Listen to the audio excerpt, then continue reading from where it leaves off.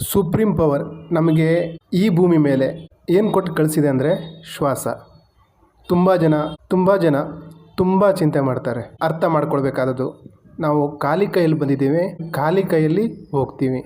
ಏನೇ ದೊಡ್ಡ ದೊಡ್ಡ ಸಾಧನೆ ಮಾಡಿದ್ರೂ ಕೊನೆ ಕ್ಷಣದಲ್ಲಿ ಡಾಕ್ಟರ್ ಹೇಳ್ತಾರಲ್ಲ, ಕೊನೆ ಕ್ಷಣಗಳು ಎಣಿಸ್ತಾ ಇದ್ದಾರಂತ. ಆ ಕೊನೆ ಕ್ಷಣ ಅಂದರೆ ಏನು? ಶ್ವಾಸ ಎಣಿಸ್ತಾ ಇದ್ದಾರಂತಾರಲ್ಲ, ಆ ಶ್ವಾಸ ಅಂದರೆ ಏನು? ಶ್ವಾಸನೇ ನಮ್ಮ ಹಣೆ ಬರಹ ಬರೆಯೋದು. ನಾವು ಹೇಗೆ ಹಣನ, ಸಫಲತೆನ ನಮ್ಮ ಜೀವನದಲ್ಲಿ ಅಟ್ರಾಕ್ಟ್ ಮಾಡೋದು? ಚಂದ್ರನಾಡಿ, ಸೂರ್ಯನಾಡಿ. ಚಂದ್ರ ಅಂದರೆ ಕೂಲ್, ಸೂರ್ಯ ಅಂದರೆ ಊರ್ಜೆ. ಯಾವ ಸ್ವರ, ಯಾವ ನಾಡಿ ನಡ್ತಾ ಇದೆಯೋ ಅದೇ ಪಾದನ ಭೂಮಿ ತಾಯಿಯ ಮೇಲೆ ಊರೋದ್ರಿಂದ ನಾವು ದಿನಪೂರ್ತಿ ನಮ್ಮ ಎನರ್ಜಿನ ಶಿಫ್ಟ್ ಮಾಡಲಿಕ್ಕೆ ಸ್ಟಾರ್ಟ್ ಮಾಡ್ದಂಗೆ ಆಗುತ್ತೆ. ನಮ್ಮ ಎಲ್ಲ ಕೆಲಸ ಸರಿಯಾಗಿ ಸ್ಟಾರ್ಟ್ ಆಗಲು ಸರಿಯಾದ ಹೆಜ್ಜೆ ಇಟ್ಟಾಗುತ್ತೆ. ಆಮೆ 250 ವರ್ಷದಿಂದ 300 ವರ್ಷ ಬದುಕ್ತದೆ.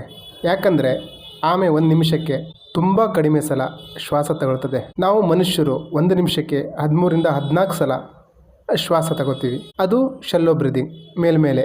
ಹೀಗಾಗಿ ನಾವು ಹೊಸ ರೋಗನ ಆಮಂತ್ರಣ ಮಾಡ್ತಾ ಇದ್ದೀವಿ. ಆ್ಯಕ್ಚುಲಿ ನಾವು ಆಳ ಉಸಿರಾಟ ಮಾಡಬೇಕು, ದೀರ್ಘ ಉಸಿರಾಟ ಮಾಡಬೇಕಾಗತ್ತೆ.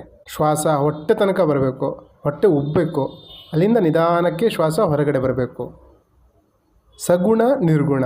ಸಗುಣ ಅಂದರೆ ನಾವೇನು ಇನ್ನೇನು ಮಾಡ್ತೀವಿ, ಪ್ರಾಣನ ಒಳಗಡೆ ತಗೋತೀವಿ. ಅದು ನಮ್ಮ ಮೂಲಾಧಾರ ಚಕ್ರ ತನಕ ಹೋಗಿ ಅಲ್ಲಿಂದ ನಮ್ಮ ನರನಾಡಿಗಳಲ್ಲಿ ಎಲ್ಲ ಕಡೆ ಪ್ರವಹಿಸ್ತದೆ. ನಾವು ಎಕ್ಸೆಲ್ ಮಾಡಿದಾಗ ನಿರ್ಗುಣ ಅಂದರೆ ನಮ್ಮ ಸ್ಟ್ರೆಸ್ಸು, ಆ್ಯಂಗ್ಸೈಟಿ ಏನಿರ್ತದಲ್ಲ ಕೆಟ್ಟದ್ದು, ಅದೆಲ್ಲ ಹೊರಗೆ ಹಾಕ್ತೀವಿ ಎಕ್ಸೆಲ್ ಮಾಡಿಕೊಂಡು.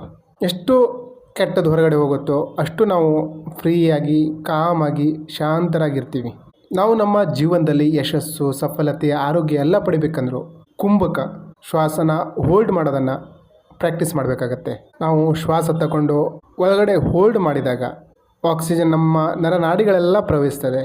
ನಾವು ಫ್ರೆಶ್ ಫೀಲ್ ಮಾಡ್ತೀವಿ. ಕಾರ್ಬನ್ ಡೈಆಕ್ಸೈಡ್ ಹೊರಗಡೆ ಹಾಕಿದಾಗ ನಮ್ಮ ಒಳಗಡೆ ಇರುವಂತಹ ನೆಗೆಟಿವಿಟಿ ಎಲ್ಲ ಹೊರಗಡೆ ಹೋಗುತ್ತೆ. ನಾವು ಫ್ರೆಶ್ ಆಗಿ ಅನುಭವ ಆಗ್ತದೆ. ನಮಗೀಗ ಅನುಭವ ಆಗ್ತಾ ಇಲ್ಲ, ಯಾಕಂದರೆ ನಾವು ಮೇಲ್ಮೇಲೆ ಉಸಿರಾಟ ಮಾಡ್ತಾ ಇದ್ದೀವಿ, ಅದು ಫಾಸ್ಟಾಗಿ. ಹಾಗಾಗಿ ನಮಗೇನು ಅನುಭವ ಆಗ್ತಾ ಇಲ್ಲ.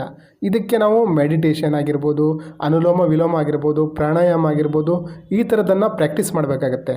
ಅವನ್ನು ನಿಮ್ಮ ಜೀವನದಲ್ಲಿ ತಂದ್ಕೊಂಡಾಗ ನೀವು ರೋಗ ಮುಕ್ತ ಆಗ್ತೀರಾ, ಯಶಸ್ಸಿನ ಕಡೆ ಖಂಡಿತ ತಲುಪ್ತೀರಾ. ಹಿಂದಿನ ಕಾಲದಲ್ಲಿ ಮುನಿಗಳು, ಸಾಧುಗಳು ಎಲ್ಲ ಆಸ್ಪತ್ರೆಗೆ ಹೋಗ್ತಾ ಇರಲಿಲ್ಲ ಅವರು.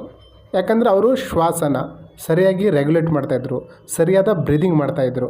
ಅವರು 100 ವರ್ಷ ಬದುಕ್ತಾಯಿದ್ರು. ನಮಗೆ 20, 30, 40 ವರ್ಷಕ್ಕೆ ದೊಡ್ಡ ರೋಗನೇ ಬರ್ತಾ ಇದ್ದಾವೆ. ಯಾಕೆ ಹೇಳಿ? ನಾವು ಶ್ವಾಸನ ಸರಿಯಾಗಿ ತಗೋತಾ ಇಲ್ಲ. ಸಾಧ್ಯವಾದರೆ ಒಂದು 5 ನಿಮಿಷ, 10 ನಿಮಿಷ, ಸಾಧ್ಯವಾದರೆ ಡೈಲಿ 5 ನಿಮಿಷ, 10 ನಿಮಿಷ ನಾಡಿ ಶೋಧನ ಆಗಿರ್ಬೋದು, ಪ್ರಾಣಾಯಾಮ ಆಗಿರ್ಬೋದು, ಮೆಡಿಟೇಷನ್ ಆಗಿರ್ಬೋದು, ಒಂದು 5 ನಿಮಿಷ ಟೈಮ್ನ ಇನ್ವೆಸ್ಟ್ ಮಾಡಿ. ಯಾಕಂದರೆ ಈ ರೀತಿಯ ವಿಡಿಯೋಗಳು ಬರೀ ಕೇಳಿ ತಿಳ್ಕೊಂಡ್ರೆ ಏನೂ ಆಗಲ್ಲ. ಪ್ರಾಕ್ಟೀಸ್, ಒಂದು ರೂಟೀನ್ ಮಾಡಬೇಕಾಗತ್ತೆ, ಒಂದು ಅಭ್ಯಾಸ ಮಾಡಬೇಕಾಗತ್ತೆ. ಆವಾಗಲೇ ಅದು ನಮ್ಮ ಜೀವನದಲ್ಲಿ ರೂಢಿ ಆಗೋದು.